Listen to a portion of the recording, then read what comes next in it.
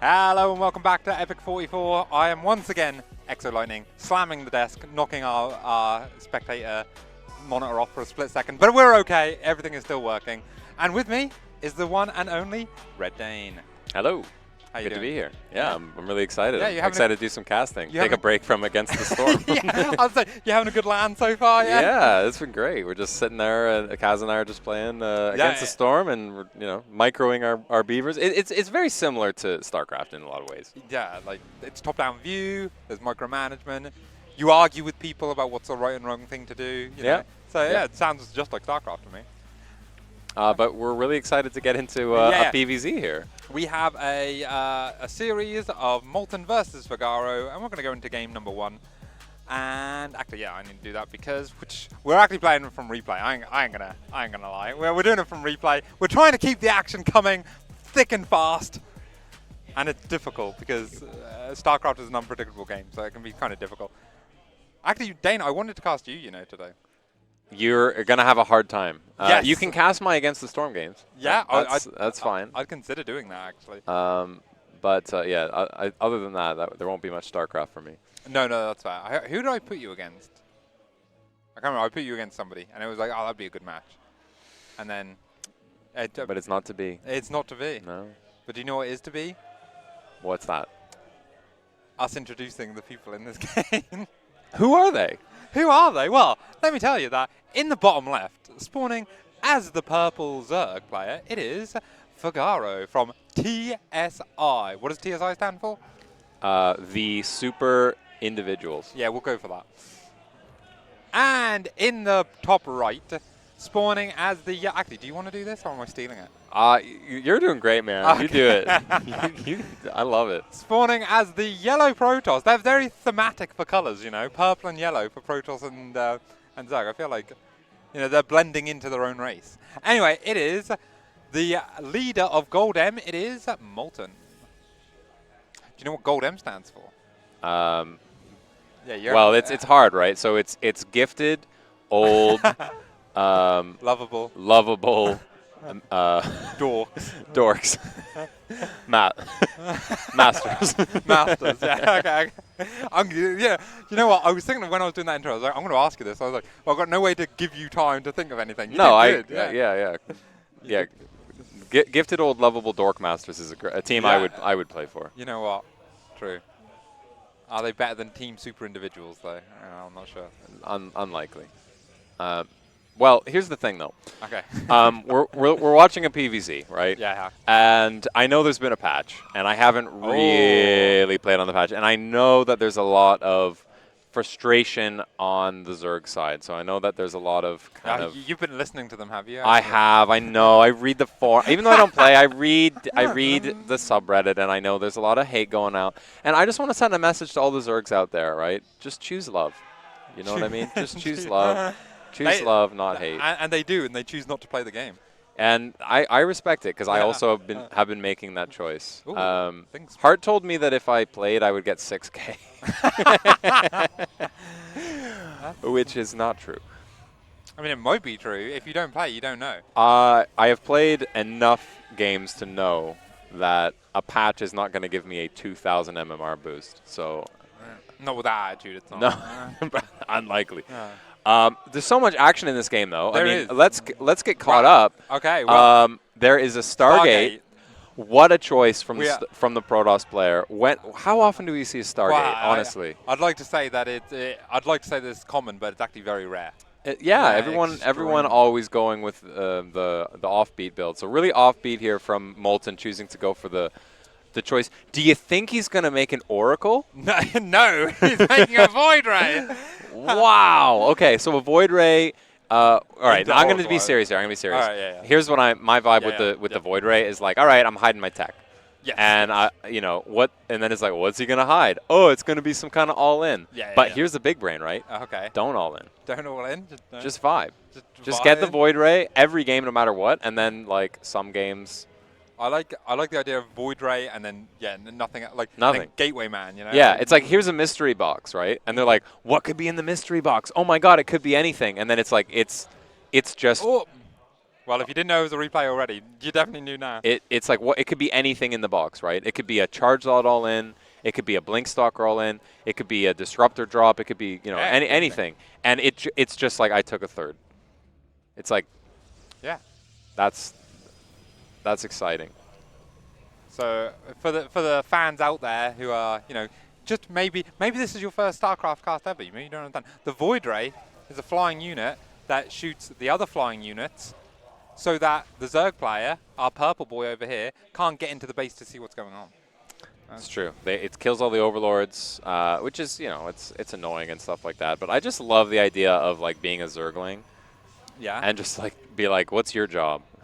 It's like I sit out front of the Protoss base and die to a mighty armada of flying spaceships, and somehow they still beat them. I stand there and I report in what's killing me.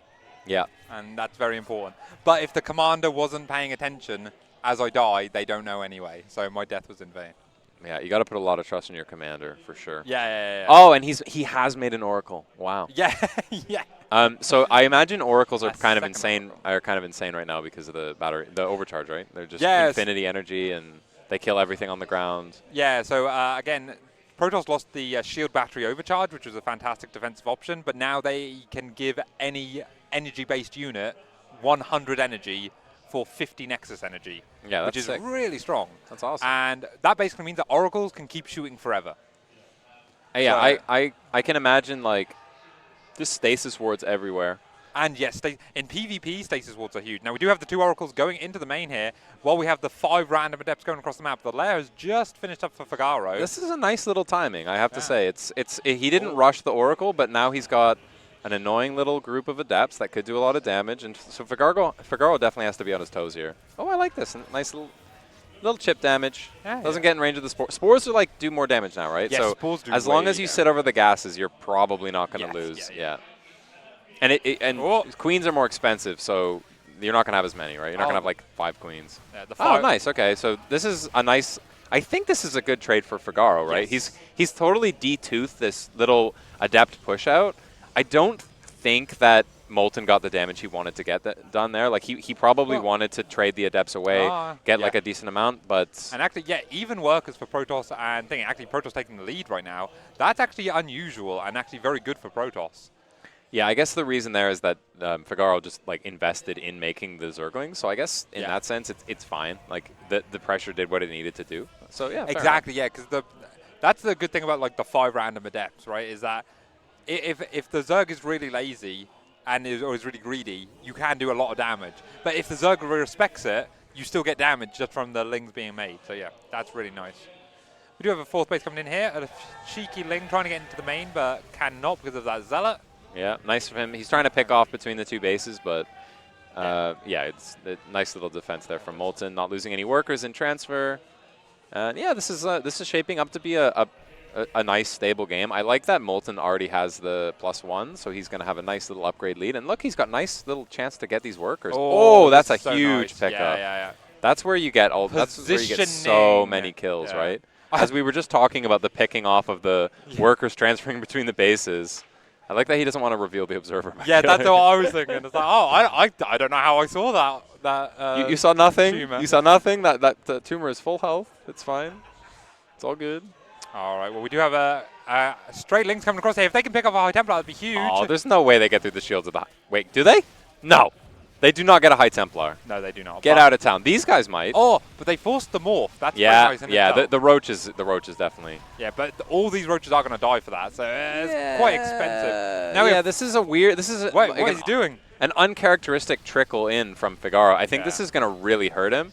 And the momentum from Molten now is as he swings across the map is absolutely going to be crushing. But I mean, as I say that, Zerg just all of a sudden has more stuff out of nowhere. But I think that was really good for Molten.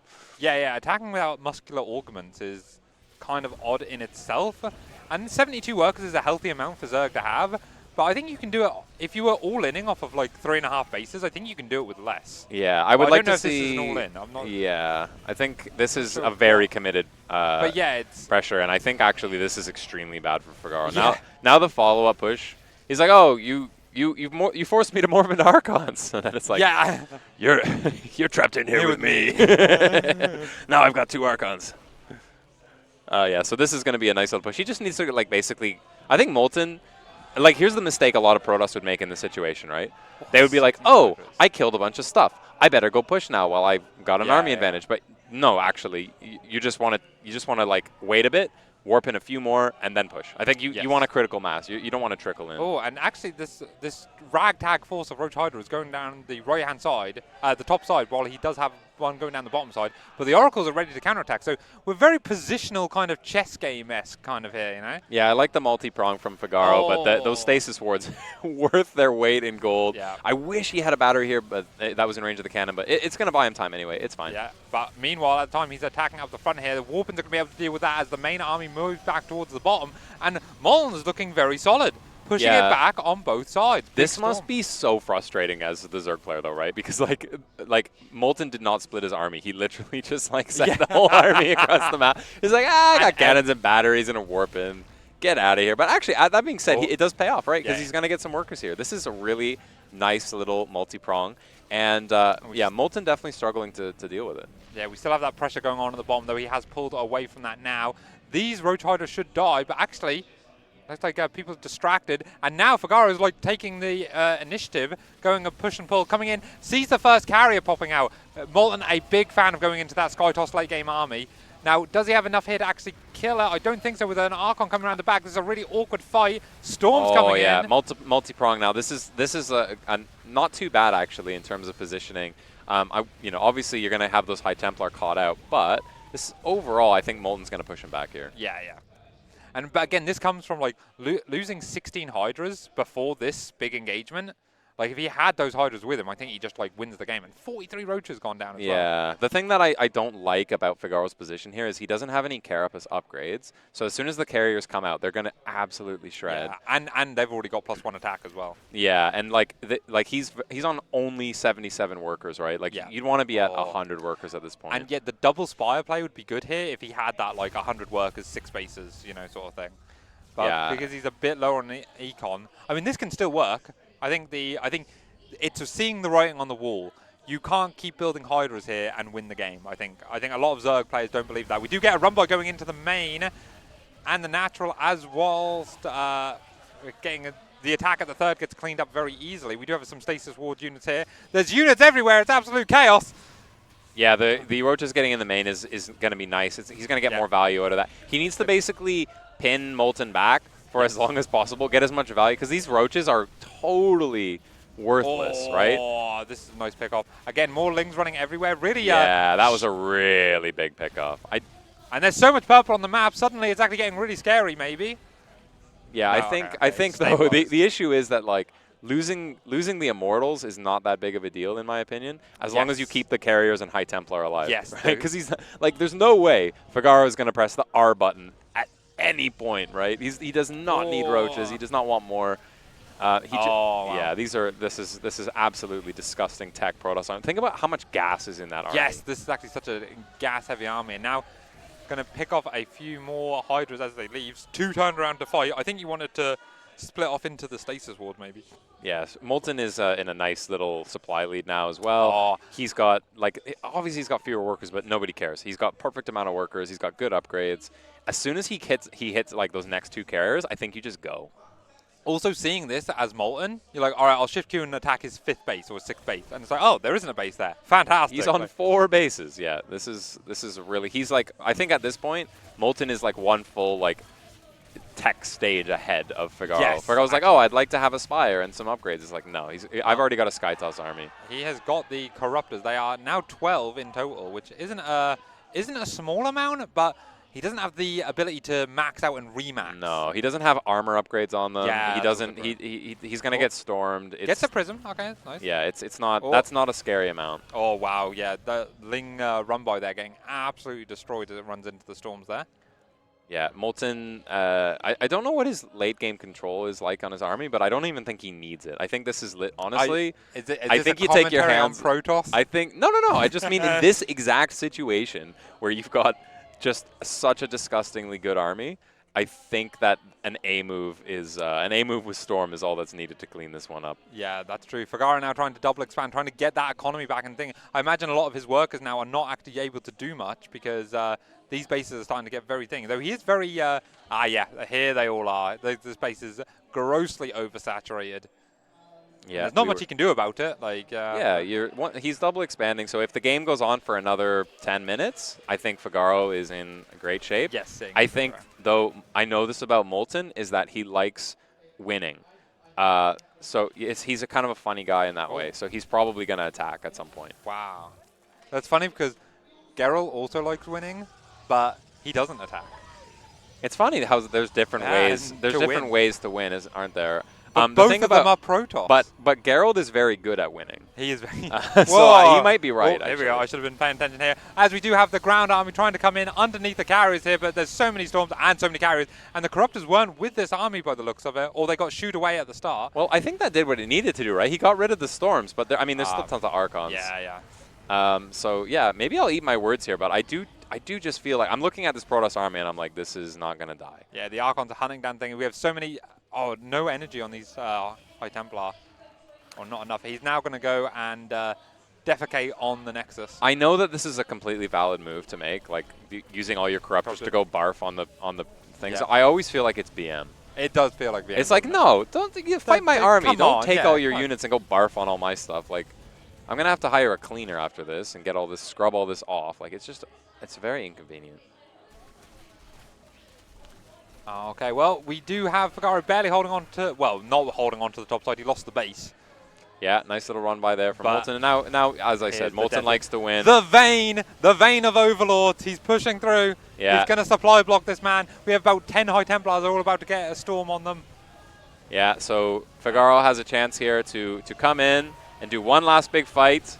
But even if this works, I just don't see, I don't see the way Molten's not going to be able to reproduce this army, whereas there's no way FIGARO is reproducing this army. Yeah, he just doesn't quite have enough anti. Yeah, this actually came closer than I thought. Yeah, it was a really nice fight from FIGARO overall, like given the circumstances. Yeah. But ultimately, yeah, it's a win for Molten. And in case viewers at home don't know the context of this, that's a big win. Yes. FIGARO being one of the favorites to win the whole tournament. Yep. Molten being a low GM Protoss player. I don't think I'm doing him a disservice to say. No, if anything, that's generous at the moment. So yeah, I would say that's a big win. MMR shrinkflation has been a thing, you know. Like, Molten hasn't played a ton recently either, but he was like sitting like 5-1, 5-2K and that low GM sort of status. But I think he's around 4-7, 4-8 at the minute. Okay. And FIGARO's like 5-7, so yeah, that's a big win. It's a big win. It's a big win. I'm proud of Molten. Yeah, that's good. It's good. Almost as big as Tao is in the chat for watching one of the biggest offline SC2 events this year, which he is, because this is one of the biggest offline SC2 events this year so far. Yeah, I mean, eventually I will be the best StarCraft player in the world if I'm the only person playing. Wow. You got to do that to us? Okay, I see. Well, that means we are going to be going into game number 2 in this best of 3 series. This is going to be on Whispers of Gold. Do you know the map, Stain? I wish I could say I did. Wow. But I have played a game on each map, I think. But yeah. Yeah, no, an game. All right, well, Molten is a 1-0 up. Actually, we'll start him first.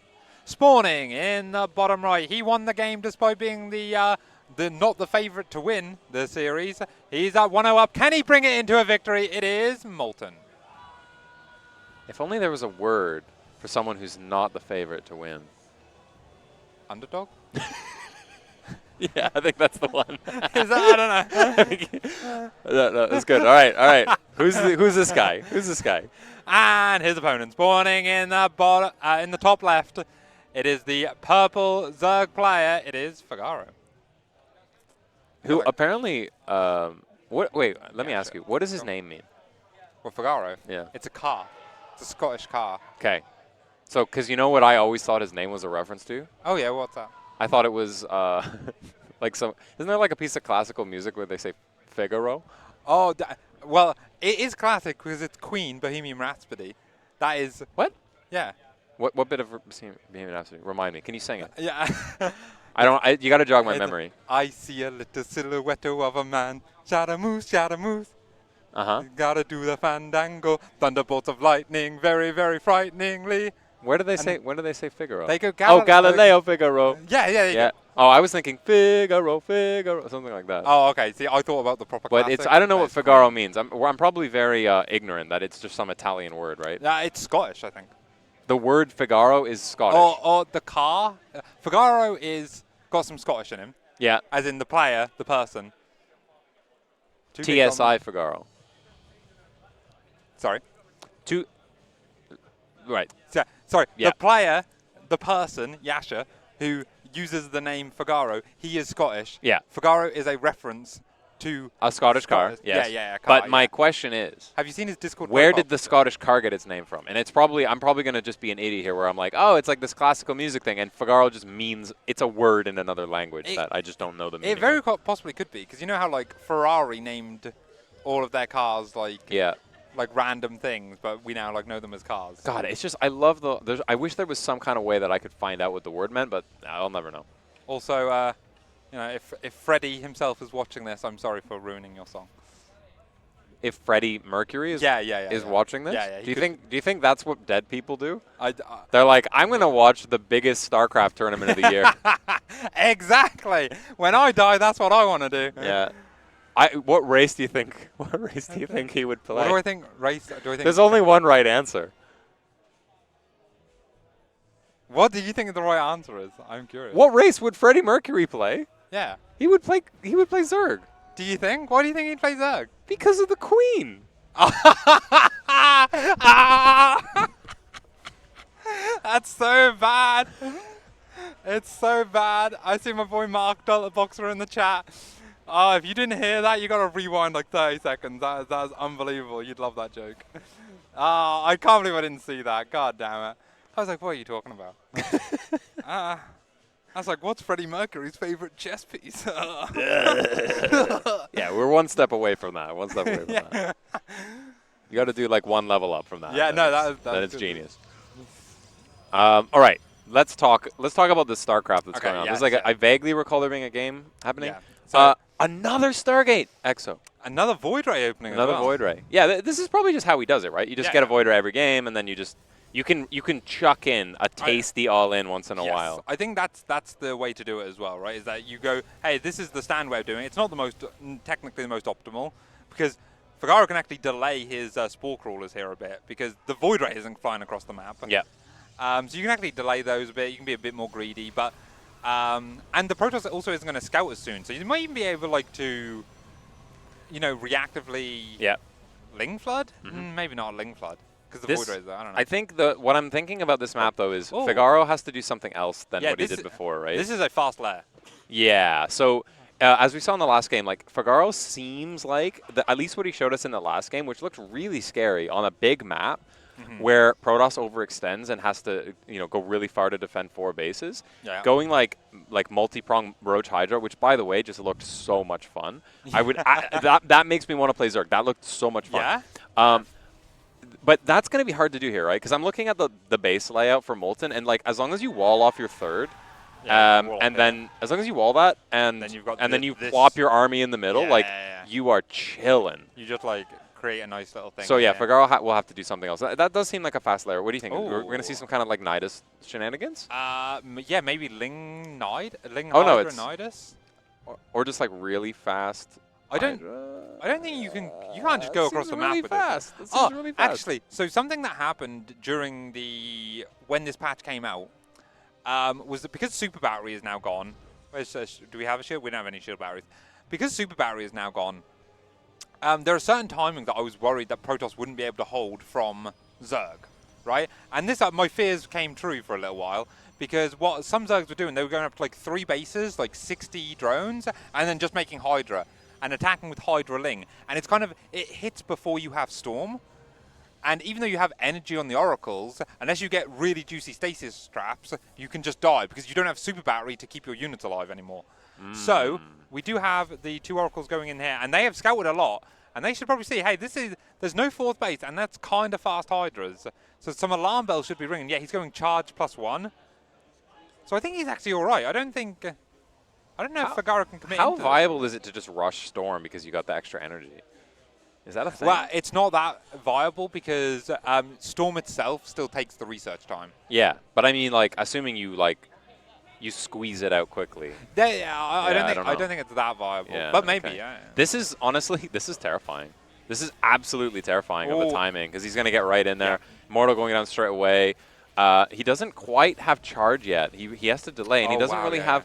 You don't want to be fighting the Hydras in a choke. Like this is this is awful for Molten. And now the Ling reinforcement comes in. There are 6 zealots that are like fighting for their life, but they are absolutely surrounded. And yet Molten's going to tap out actually very soon there. Yeah, that was a very clean little timing push. Yeah. So Molten, I think what he needed to do is basically scout and go, oh, this is happening. I need to like cannon up and really defend it.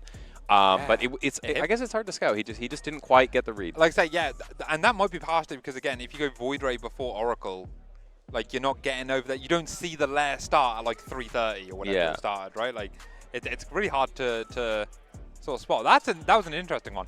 I wonder if Yasha just knows that if I just hit a sharp timing, I will catch him before he does like any Protoss shenanigans. Yeah, that was a really nice sharp timing on the Hydras. I would definitely die to that because you just like Molten was clearly just playing a macro game. He's like, I'm gonna do I'm gonna get like a charge pressure here and that'll be fine. But like I feel like it's one of those situations where like even if you registered that there was a Hydra attack coming, you're probably thinking, oh, like a bunch of charge lots will be fine. Yes. But you need like a bunch of charge lots. Yeah, he didn't quite have that critical mass. He wasn't able to catch them en route. So. Yeah, okay, well, we are now a 1-1 in this best of 3, which means this is the final game, and I'll give you one final opportunity if you want to introduce our players or not. I will. I'll do the last one. This is fine. All right. In the top right-hand corner, playing the golden pieces to transition into the glorious golden armada. He is currently, as far as anyone observing this series is concerned, equally as powerful and scary as his Zerg opponent. He is Goldmasters Molten. Oh, that was a good one. That was a good one. And his opponent in the bottom left-hand corner, named after a debatably Scottish car. He is a fearsome, powerful, glorious Zerg player. He is FIGARO. How was that? Yeah, if I only get one, is that okay? Yeah, no. Well, we'll call you back, all right? No, I appreciate it. I'll put it on my CV. Yeah. It was either, I was debating, it was either the like try-hard boxer announcer or it was Kermit. Yeah. And so I was so like, Kermit. That was brave. I went, you thought that was Kermit? That wasn't Kermit? I know British people don't know the Muppets very well, but come on, It's just, anyway, all right, let's crack on with the video game. I need some analysis here. Tell me in microscopic detail what the decisions. Put me inside the head of each of these players. Well, frankly, that might be a dangerous thing, but you asked for it. So right now, FIGARO is sending an overlord across the map, thinking, "Can I kill this man right now?" And he's probably going to find out no. And what our boy Molten is over here thinking, he's in his head right now, thinking, "Can I get to Skytoss right now?" I was thinking, when can I make Dark Templars? No, wrong race. You can't he's not bothered with it. You can't do that versus Zerg. Yeah. If you're Molten. Yeah, but don't you think in some part in Molten's brain he wishes he could? That's what I think. He's like the whole game. He's just thinking. He's just like straining and like popping a vein in his forehead. He'd be like, I wish I could make a Dark Templar. Like if a build came out tomorrow that allowed you to viably make Dark Templar against Zerg, he would like absolutely bust a build order all over it. Bust a build order, possibly. Do you know what I love and what I've seen? Again, we do see the elusive Stargate again. What I love is that like Molten is like a 7K brain player, like trapped in like a 5K players matchup, right? That's how it is, right? Because here's the thing, right? Years ago, when I can't remember who did it now, somebody did it where they went DT drop versus Zerg, right? And it was like a revolutionary idea at the time. It was like, oh my god, this is amazing. And do you know what Molten thought? He was like, God, this is amazing. I'm gonna do it versus Terran. He didn't do it versus Zerg. He did it versus Terran, and he still does it versus Terran. To this even though day. even though it got significantly worse with the patches, right? I don't know if it got Against Terran. significantly worse. I think the Raven build time and Oh, stuff that's is true, pretty actually. Yeah, the big. Raven build time, yeah. Like, just having... If you're playing against Molten and you're a Terran and you don't build a Raven, Yeah, what are you doing with your life? that's You know? true. Build a Raven. But he knows that. He's layers deep. Oh, I know. He's like 14. But ultimately, like, it doesn't matter how 4D chess you are. If you're making Dark Templar and they're rushing a Raven, it's going to be tough. I mean, yeah. It's tougher than it was makes before. it harder. Yeah, for sure. Oh, we have a marauding group of lings here. Gonna get Oh, uncharacteristicness, but actually gets it in the end. What does Molten have to beat this? That's actually like a scary amount of lings, though. In fairness, Void like, Rays and rewalling.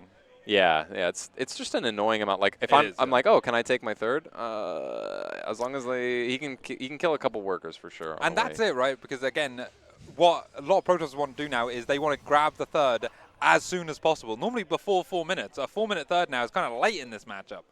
If you're opening Stargate, that is. And do you know what's actually kind of an annoying, like, weird thing about this is, like, you can't really send the Void Ray out on the map to go kill Overlords. Yeah, it actually kind of has to stay home. And again, this might be this is like another weakness of going Void Ray first, right? It's more stable, but you can't chase down lings. You can't like kill lings that quickly. Like, are we gonna? Is he gonna get it? Oh yeah, he gets a cancel, but that's nice. That's a good. I'd say those lings. Completely, my completely unqualified opinion is that they've been worth it. Yeah, and Yash has thought that too, right? He's like, hey, if you're going to open up Void Ray every game, I can just make 15 lings. And yeah, it's like, yeah, why don't most Protoss do this? Oh, because there's a reason. Yes. And now they're doubly worth it. Yeah, getting that worker is huge. Doubly. Yeah, this is feeling pretty. This is feeling pretty good. Yeah. Now you don't make another 10 lings. it's over now. You got to let Protoss he's droning. A 5-minute third. What is this? Wings of Liberty? What's going on here? What's going on? Are we on an 8-worker start? Come on now. It was 6 workers, wasn't it? I can't remember. Oh, I leaked. Never mind. Anyway, do you know what I love about, again, the thing about Molten and the wrong builds thing, right, is that he also, have you heard the nickname the Molten Packs? The Molten Packs. The Molten Packs. You're familiar with the Max Packs, yeah? Right. So the Max, right, okay, the Molten Packs. Okay, the Max Packs is a single proxy gate in PvT, right? Yeah. Right? Molten saw that, thought, that's a great idea. I'm going to do it in PvP. And for like a year, yeah, he killed me with that once. Yeah, exactly. Yeah. Molten takes builds and he uses them in the wrong matchup. Otherwise, he'd be 7k. Okay, interesting. This is my like. I would go the opposite direction. I would say I He'd think be those 3K? builds. I think those builds are good. I think they're good to use because people don't expect them. Yeah, no, because they're quote unquote bad builds, and like if you do a quote unquote bad build enough, and only you know how to deal with it. Yeah. yeah. It's like I found this one weird thing that you probably haven't played against. I'm gonna win. Like Zerg players hate him. Yeah, it's one weird one trick. Well, there's a lot of roaches coming. I mean, there's a Void Ray out, and oh, this is a Queen. This is a German taxi. It is a German taxi. Can you say that? Sorry? Can you say that? Yeah. Is that politically correct? Can you say German taxi? Eins. Is that okay to say? I think so. It sounds bad. No. It sounds like it's some sort of. No, it's fine. It's fine. Listen, no, I can't say that. No, you can say German. You can say German. Yeah, I was going to say something else. But too politically relevant. I can't do it. All right. Yeah. Anyway, we have a bunch of Queen Ling roaches coming in, and actually, I think Molten's in real trouble here. He's like double supply. Yeah, I think FIGARO realizing I'm not going to play against SkyToss. That's not going to happen. That sucks. I hated it. I'm going to just do all-ins that are really sharp, and I'm just going to kill you. Yeah, there you go. Well, there it is. And he killed him dead. Bringing this series and this fantastic cast, frankly. You know what I really take away from that game, or that series? All this stuff I've been reading on the internet about Zerg being underpowered in this match, total nonsense. That was a representative sample. Zerg is powerful, strong, and glorious. And there's no reason, there's no excuses really. They're a great race. Yeah, I mean look at the instant replay on screen here. It just shows Zerg winning all the time, apart from that part. Look at all the winning. Look at all the winning they're doing. Just play like FIGARO against Molten, guys. Just play like FIGARO. Easy. Incredible. Just go kill him. Yeah, it's a good kill him. What is Protoss supposed to do if you just come and kill him? Like, you ever think of that with your little Protoss builds? What if I just kill you? That's true. So yeah, great series. I enjoyed that, and congrats to Molten for taking a game that's big. Legit. The real context of this is that was a big win for the probably, I don't know, 80 to 90% probability expectation there is that FIGARO just 2-0s him. And Molten shows a really nice, strong macro game in game one, and yeah. Yeah, and I want to use this opportunity very quickly to like emphasize, you know, the growth of players as well, right? Because again, there was a few years ago where Molten's like nightmare matchup was PVZ, right? Where, and again, like he lost to there was, I think it was EPIC44 back in like 2019. It was FaZe had a legendary game versus him where FaZe does not play the game very often. He's not high there. He did a Nidus Worm like all in twice and killed Molten. And Molten like struggled versus like Mars Bar as well, who was better back then as well. Like they were closer, they were a closer match back then. But now, like say, Molten's really gripped his demons, and he now is very good in PvZ. He's gripped his demons, has he? Gripped. He's got a firm grip on those demons. He has faced them head on. You might even say choked them. He's choked his demons. Well, that's. I feel like that's where you wanted me to go with that. I don't know where I wanted you to go with it. I just wanted to find out. But yeah, he's faced his demons for sure. He has faced his demons. Yeah, so yeah, and like I say, he's grown as a player really well. And even in the kind of MMR shrinkflation that I feel like a lot of players are facing, whether that's because they're not playing as much or whether because there's less players on ladder. I think everyone is just worse than they were before. It feels like that, yeah. Oh, I feel like that. Yeah. So, well, thank you very much for coming on. Thank you so much for having me. I had a real blast, and I hope everyone out there is just having a great day, and I'll see you next time. Yeah, and we are hopefully going to only cut to a very short break. We had players ready for about 3:15, but I need to actually go and chase them up and make sure they're ready. So we're going to go cut to a quick 5-10 minute break, and then I will be back, probably with somebody else. Sorry, Dane. That's all right. And you go play you're against the Storm, all right? I got stuff to do. I'm a busy guy. Yeah, you're a busy guy. High in demand, I hear. I'll come back for another cast another time if you'll have me back. I'll always have you back. Okay. I want you back for good. Want you back. I wish I could. Want you back. I wish I could harmonize with you. My range is too low. I can't do it. Whatever it takes. Whatever I said. I didn't mean it. Okay, I can't get away with doing this. Somebody stop me, all right? I'm not going to stop you. Production's not going to stop you. They're just going to let you keep. Production's doing good. They're like, if you're saying it on stream, the eyeballs are we're getting more views. Yeah, big shout out to our production. They're doing a very good job helping us out. And yeah, and to Epic LAN as well. And this is a good time to shout out the sponsors as well. As always, this is Epic LAN powered by Intel, with Intel. And we've also got overclockers. Overclockers help out a bunch and do a lot of good stuff for us. And the Republic of Gamers always do a thing. As I discussed in the downtime about whether people would live in a Republic of Gamers country if they were to make one. But we can't go into that right now. That's top secret details. But yes, I want to give a big shout out to everybody. And yeah, and we will be back very shortly with the next set of games. It's going to be, hopefully, Veni versus Mars Bar, a TVZ. So yeah. Can't wait to see it.